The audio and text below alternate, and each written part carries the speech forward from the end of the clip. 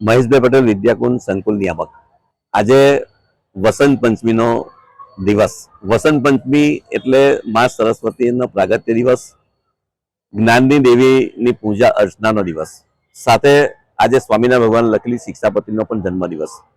શિક્ષાપત્રી અને જ્ઞાનની વાત આવે ત્યારે જ્ઞાનરૂપી સૂરજથી જ આપણા જીવનમાં હંમેશા પ્રકાશ રહે છે અને આપણું જીવન ઉર્જિત બને છે. ત્યારે આજે મા સરસ્વતીની પૂજા અર્ચનાનો કાર્યક્રમ સ્કૂલમાં રાખવામાં આવ્યો. વિદ્યાર્થીઓ અને શિક્ષકો અને તમામ સ્ટાફ આજે પોતાના જીવનમાં જે જ્ઞાન છે એ જ્ઞાનનો અમલ કરે અને સાથે સાથે નવું જ્ઞાનનો આવિર્ભાવ થાય એ ભાવ સાથે યજ્ઞમાં આહુતિ પણ આપવામાં આવી.